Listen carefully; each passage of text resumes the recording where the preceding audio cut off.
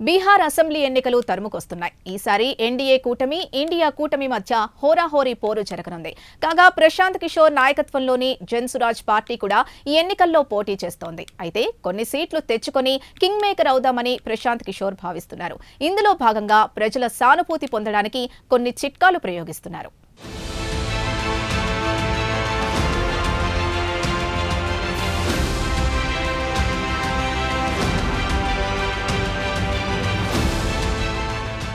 ప్రశాంత్ కిషోర్ ఎన్నికల వ్యూహకర్తగా అందరికీ తెలిసిన పేరు.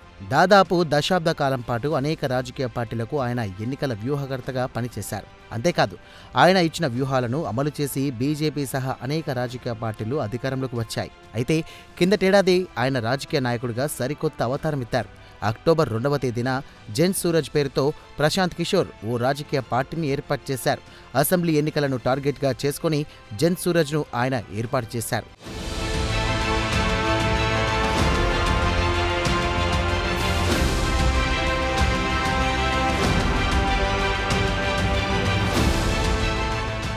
కాగా ఈ ఏడాది నవంబర్ చివరి వారం లేదా డిసెంబర్ మొదటి వారంలో బీహార్ ఎన్నికల్లో జరిగే అవకాశాలున్నాయి.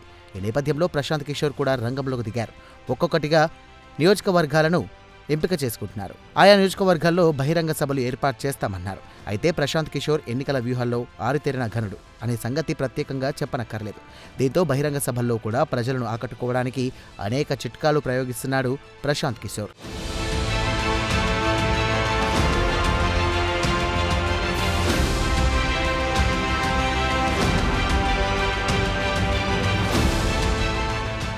ఇందులో భాగంగా జనం సానుభూతి పొందడానికి ప్రశాంత్ కిషోర్ ప్రయత్నిస్తున్నాడు. అంటే సభల్లో పాల్గొంటూ అకస్మాత్తుగా అస్వస్థతకు గురైనట్లుగా డ్రామాలు చేయడం కూడా ప్రశాంత్ కిషోర్ మొదలెట్టాడు.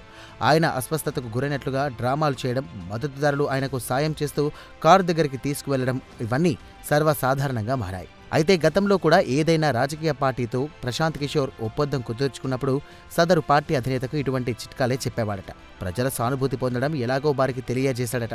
అయితే ఒకప్పుడు ఇతర రాజకీయ పార్టీలకు నేర్పిన చిట్కాలను ఇప్పుడు తన పార్టీ విజయ అవకాశాల కోసం ప్రశాంత్ కిషోర్ ప్రయోగిస్తుండడం విశేషం. అయితే ఈ చిట్కాలు ఎంతవరకు ఫలిస్తాయన్నది $1 మిలియన్ ప్రశ్నగా మారింది.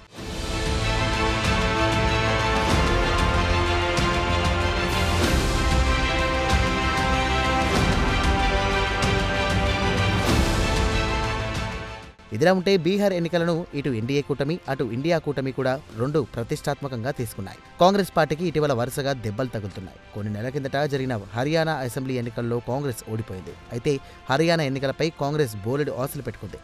ఇప్పటికే హర్యానాలో బీజేపీ వరుసగా 2 సార్లు అధికారంలోకి ఉంది. ఈ నేపథ్యంలో 3వసారి తామే అధికారంలోకి వస్తామని కాంగ్రెస్ భావించింది.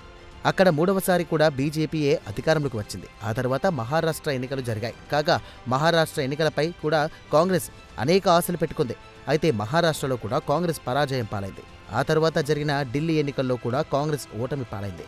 ఈ నేపథ్యంలో కనీసం బీహార్లోనైనా విజయం సాధించి పరువు నిలుపుకోవాలని కాంగ్రెస్ పార్టీ భావిస్తోంది.